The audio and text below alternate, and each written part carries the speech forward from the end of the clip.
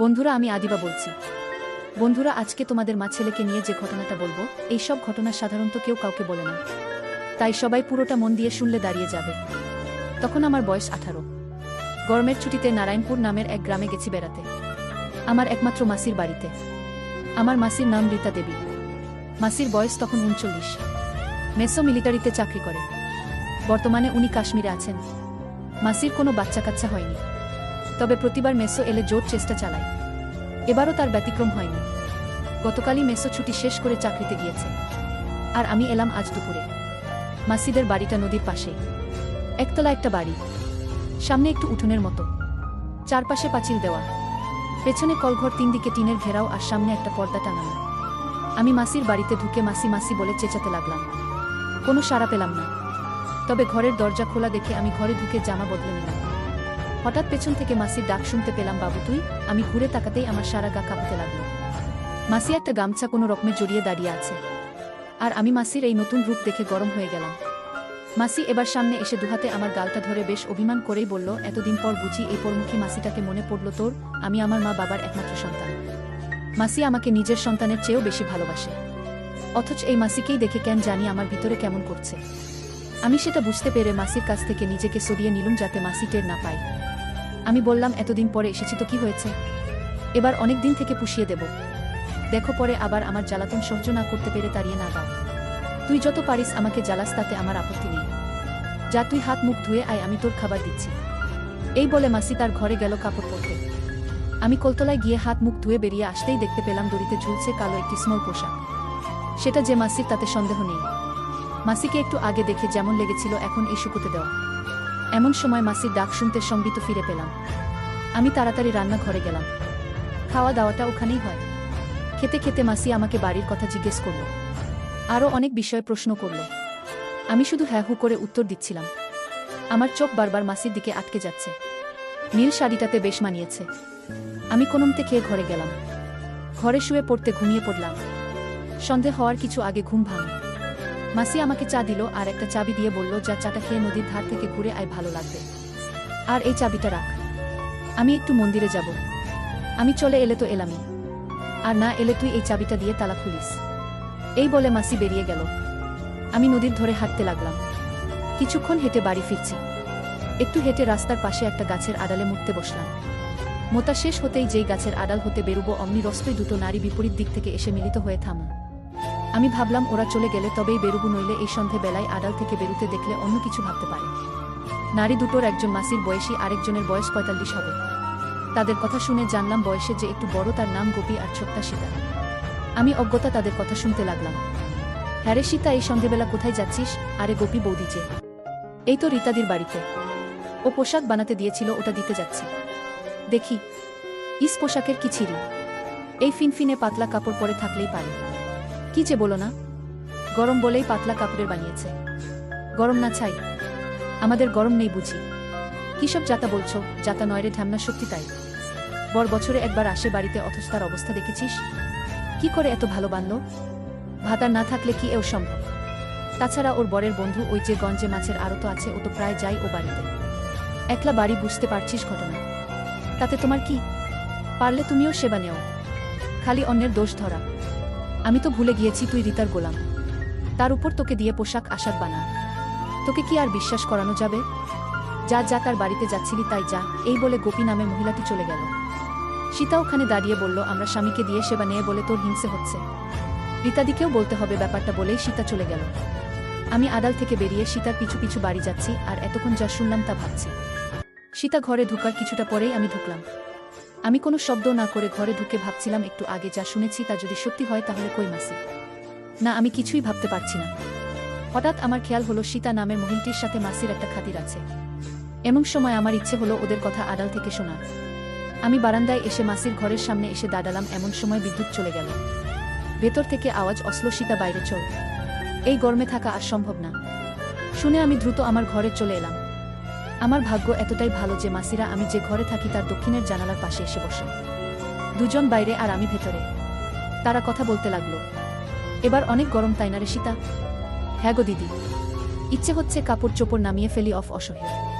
তা খোলো না, কে বারণ করেছে? বাড়িতে তো আর কেউ নেই। ভালো কথা মনে করিয়েছিস। বাবুটা এখনো এলো না, কোথায় গেল? বাবু আবার কে? আমার দিদির ছেলে। আজই এসেছে, কখন বেরিয়েছে, এখনো এলো না যে। চিন্তা করো না, বোধহয় কারেন্ট নেই তাই বাইরে ঘুরছে। তারপর ও এতদিন বাদে এলো, সব ঠিকঠাক চেন না। কত বড় উচ্চ মাধ্যমিক দিয়েছে, দিদি এত বড় ছেলে হারাবে না। শোনো, আমি না বলা পর্যন্ত তুই অশোকদাকে এ বাড়িতে আসতে নিষেধ করবি। আজই ওকে এটা জানাবি। বাবু বাড়িতে। বুঝতেই পারছিস, জানাজানি হলে কেলেঙ্কারি হয়ে যাবে।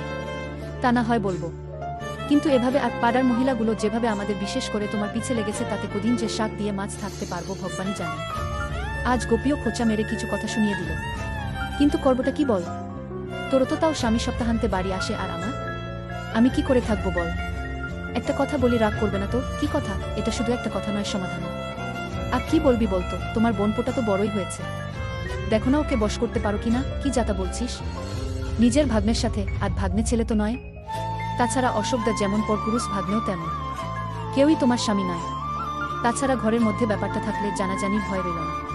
তার চেয়ে বড় কথা, তোমার ভাগ্নে যে তোমাকে বিশেষ নজরে দেখে না, তুমিই বা জানলে কি করে?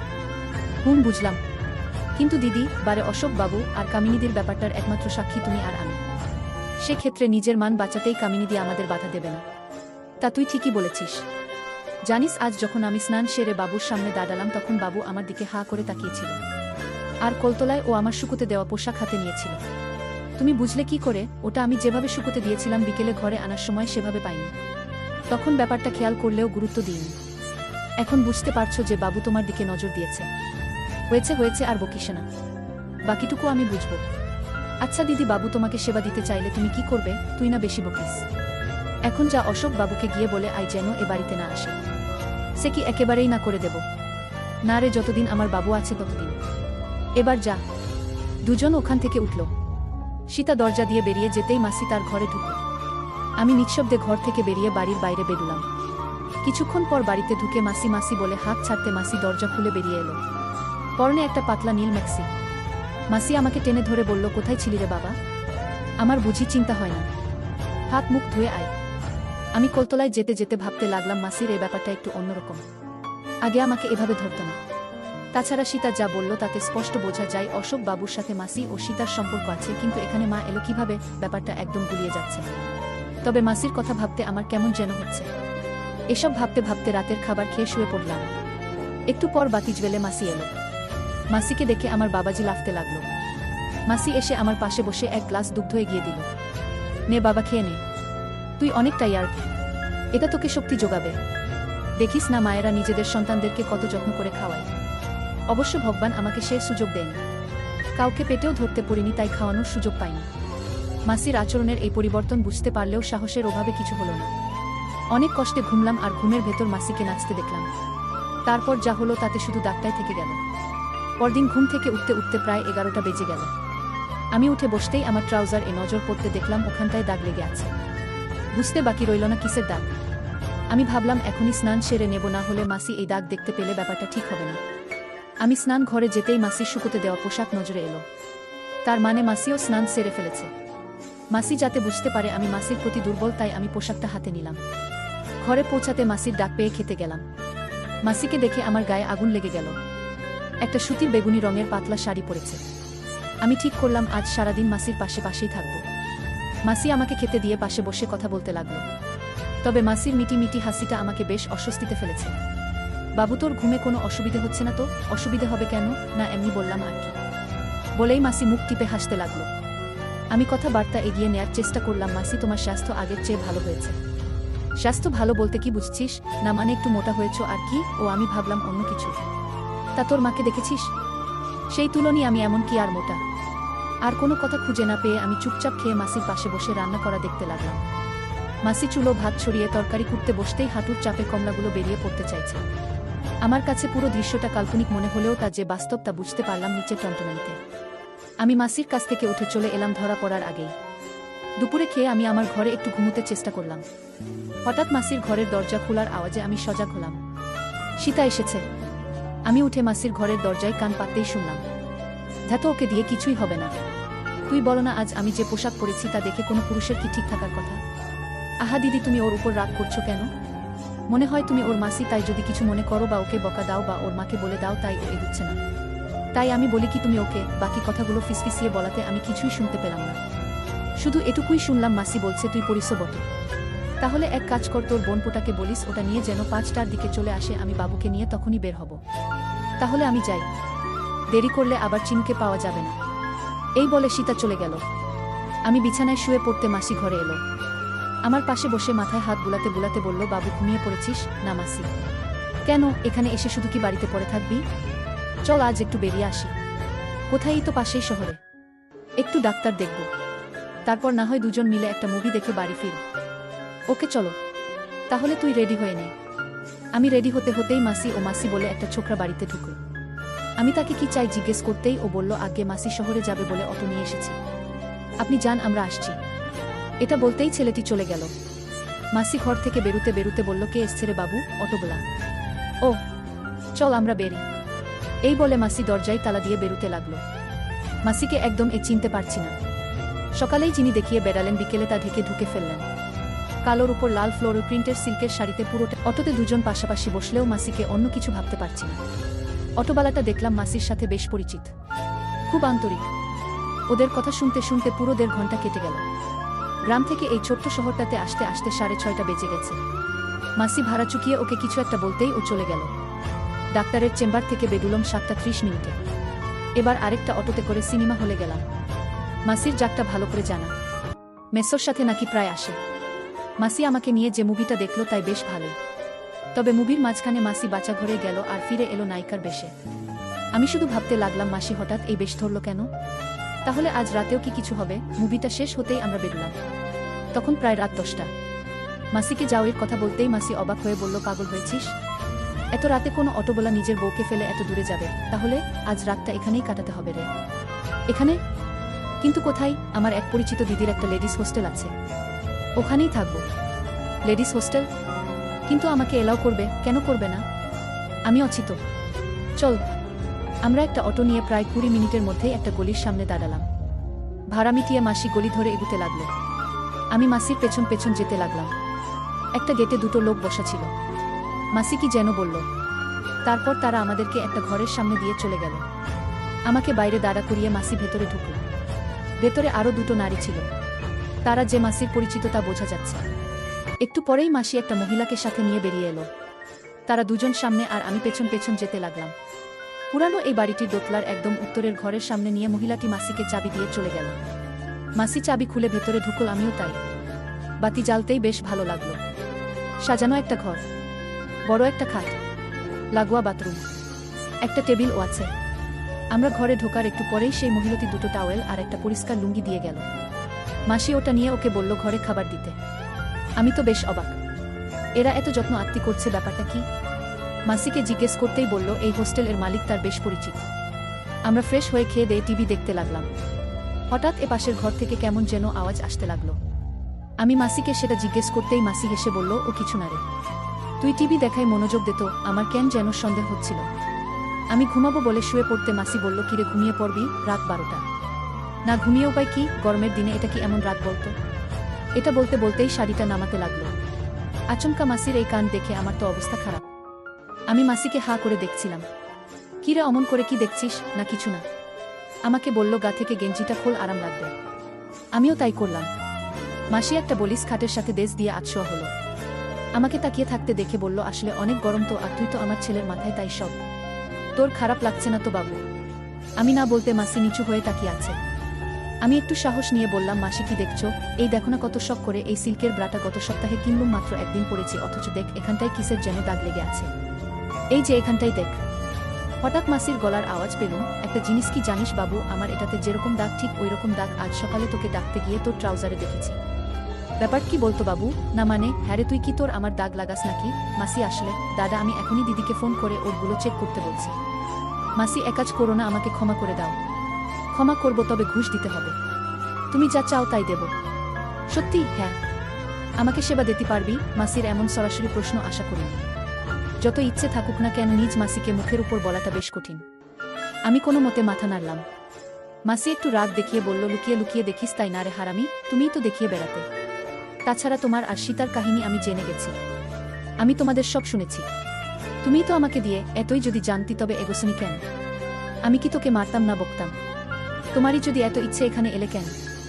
বাড়িতে নিজে এগোনি কেন? এমন সময় বাইরে থেকে নারী কণ্ঠের আওয়াজ এলো, সেবা নিতে এসে ঝগড়া কিসের গো? বাড়িতে না করে তুমি এখানে আমাকে আনলে যে? আসলে এগুবার ছুতো আর একটু বেড়ানোর উদ্দেশ্যে। তাছাড়া জীবনের প্রথম এঘরেই খেয়েছি। কার হাতে গো সে পরে বলবো। কিরে পারবি তো আমাকে? পারতেই হবে আমাকে বলে কাজ লেগে পড়লাম। অনেক পরিশ্রম করে আমি ক্লান্ত হয়ে কখন যে ঘুমিয়ে গেছি জানি না। সকালে ঘুম ভাঙতেই দেখি মাসি চুল আঁচড়াচ্ছে। আমাকে দেখে একটু হেসে বলল, যা স্নান করেনি, লুঙ্গিটা কেচে দিস। স্নান করে ফ্রেশ টেস হয়ে আমরা বেরিয়ে পড়লাম। সকালে বাইরে খেয়ে হালকা কেনাকাটা করে দুপুরে খেয়ে নিল। তার বাদেই বাড়ির দিকে রওনা হলাম। বাড়িতে পৌঁছলাম শেষ বিকেলে। সন্ধেবেলা সীতা বাড়িতে এলো। মাসি রান্নাঘরে ছিল। ওখানেই দুজন কথা বলছে। আমি জানালার পাশে দাঁড়িয়ে শুনছি। এখন আর ধরা পড়ার ভয় নেই, কারণ মাসি জেনে গেছে যে আমি তাদের আগের কথাগুলো শুনেছি। সীতা কৌতূহলী হয়ে বলল, কি গো দিদি, কিছু হয়েছে? কি আর হবে রে, না মানে বাবুর সাথে বাজে বকিস না তো। ওসব কিছুই হয়নি, আর হবেও না।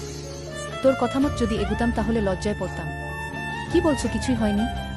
এ কেমন ছেলে বাপু? অমন দেবীর পেট থেকে এ কেমন ছেলের জন্ম হলো? কি আর করা তোমার দুর্ভাগ্য। অশোক বাবুর ওখানে যাবে গো? কখনই না। ওক বলে দিস আমাকে ভুলে যেতে। এসব কি বলছো তুমি? হ্যাঁ, যা বলেছি তাই। কাল ডাক্তার বাবু বলেছে এবার আমার মা হবার সম্ভাবনা খুবই বেশি। আমি মা হতে পারলে আর কিছুই চাই না। কি বলছো? এই 39 বছর বয়সে তুমি মা হবে? ভগবান মুখ তুলে তাকালো তবে। কিন্তু সেবা না নিয়ে থাকতে পারবে, এ ব্যাপারে আর কথা নয়। যা বললাম তাই কর গে যা। মাতৃত্ব জিনিসটাই অন্যরকম, নারীদের বদলে দেয়। আচ্ছা আমি গেলাম বলে সীতা বেরিয়ে গেল। এবার আমি মাসির কাছে গিয়ে পেছন বললাম, সীতাকে মিথ্যে বললে যে? কি মিথ্যে বললাম? এই যে বললে আমাদের মধ্যে কিছু হয়নি। পাগল হয়েছিস তুই? ওটা বললেই ও সেবা নিতে চাইবে। আমি চাই না আমার নাগরকে কারোর সাথে ভাগ করে খেতে। তুই শুধু আমার। আর অশোক বাবুর ব্যাপারটা তোর কাছে অশোকের ওটা কিছুই না। তুই থাকলে আমার আর কাউকে দরকার নেই। তাছাড়া সীতা এখন একাই অশোককে দিয়ে সেবা করাবে। আচ্ছা একটা ব্যাপার বলতো, ডাক্তার তোমাকে কখন বলল যে তুমি মা হতে পারবে? ডাক্তারকে বলতে হবে কেন? আমি এতদিন মা হইনি কারণ তোর মেসোর মেশিন খারাপ, আর বাইরের কারো কাছ থেকে সাহস পাইনি। এবার তোর মেসো যাবার দুদিন পরেই তোর সেবা নিলাম। এবার চান্স আছে। একে তো তুই ঘরের মানুষ, তার উপর তোর মেসো বুঝবে যে ওর তাতেই হয়েছে। এসব কি বলছো মাসি? এতে অবাক হওয়ার কি আছে? আচ্ছা মাসি একটা কথা বলি। কি কথা? হ্যাঁ যা বলছিলাম, সীতা বলছিল মার কোনো এক ঘটনার সাক্ষী তুমি আর সীতা। ব্যাপারটা কি বলতো? না না তেমন কিছু না। মাসি তুমি কিছু একটা লুকাচ্ছ। সত্যি করে বলো কিন্তু, নইলে আমিও সব বলে দেব সবাইকে। বাজে বকিস না তো। শুধু শুধু রেগে যাচ্ছিস কেন? রাগার কারণ আছে বলেই রাখছি।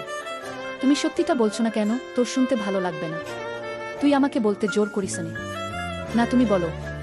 আমি শুনবো। রাগ করতে পারবি না কিন্তু। ঠিক আছে বলো। অশোক বাবু আর তার দুজন বন্ধু দিদিকে সেবা দিয়েছিল। মা কি রাজি ছিল? আসলে তোর বাবা তো 2-3 বছরে একবার দেশে আসে, তাই বুঝতেই পাচ্ছিস দিদির একটা চাহিদা ছিল। সেই চাহিদা কি এখনো আছে? আছে তো বটেই। চাহিদা মেটাই কি করে? যেভাবেই মেটাক না কেন, সুখ তো আর পায় না। মেয়েদের জ্বালা বড় কষ্টের। আমার মার কষ্ট কমানোর কোনো উপায় কি নেই? একটা উপায় আছে। কি? এমন কাউকে খুঁজে বের কর যে দিদিকে সুখ দিবে, কিন্তু বাইরের কেউ জানবে না। কোথায় পাবে এমন কাউকে? তাছাড়া মার সাথে অন্য কাউকে আমি মানতে পারবো না। তাহলে তোকে হতে হবে সেই পুরুষ। মানে মাসির পাশাপাশি মাকেও সেবা করতে হবে। কিন্তু কোনো কিন্তু না। যা বললাম তাই কর। সকালে আমাকে তোর মতামত জানাস। আমি সে অনুযায়ী ব্যবস্থা নেব। পরবর্তী 2 ঘন্টা অনেক পরিশ্রম করে ঘুমিয়ে গেলাম। সামনে অজানা দিন। পরদিন সকলে ঘরের কাজটাজ সেরে মাসি রান্নাঘরে গেল।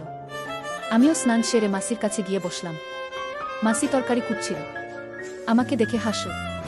আমাকে চুপ থাকতে দেখে মাসি, কিরে কিছু বলছিস না যে? কি বলবো? দিদির ব্যাপারে কি ভাবলি জানি না। মানে কি? তোর মতামত জানা। আমার মনে হয় তুমি মার সম্পর্কে যা বললে তা ঠিক না। মনে দিদি যে মেটাতে পারছে না, এটা আমি মিথ্যে বলেছি? হ্যাঁ। তাছাড়া আমার মনে হয় অশোক বাবুর ব্যাপারটাই মা রাজি ছিল না। এটা বলার পরই মাসি ফিক করে হেসে ফেল। হাসছো কেন? আমি হাসির কি বললাম? না এমনি। আসলে নিজের মাকে সব ছেলেই সতী ভাবে। কিন্তু কি জানিস বাবু, আমি যা বলেছি তা সত্যি। এই যে আমাকে দেখ তোর মাসি, আমি অথচ তুই সেবা না দিলে আমি বাঁচব না। তার মনে আমি একটা পাকা জিনিস, তাই না? তা তুমি যে একটা জিনিস সেটা প্রমাণিত। তোর মা কিন্তু এই রীতার বোন। আমার চেয়ে কে বেশি চেনে আমার বোনকে শুনি? আর তুই সেদিনের ছেলে বলছিস তোর মা সতী? এসব কি বলছো দিদা? সে অনেক পুরানো কথা, বাদ দে। আমাকে একটা কথা বলবি? কি? তুই যদি নিজ চোখে দেখিস দিদি সেবা নিচ্ছে তাহলে তুই রাজি হবি? হ্যাঁ ঠিক আছে, আমি দিদি আসতে বলে দিচ্ছি। তুই শুধু আমাদের লক্ষ্য করবি, একদিনে বুঝবি তোর মা কত বড় জিনিস। ঠিক আছে, আমিও বলে দিলুম যদি মা এমন হয় তাহলে তোমার মতো মাকেও সেবা করব। তবে তবে আবার কি রে? তবে প্রথমেই মার পিছনে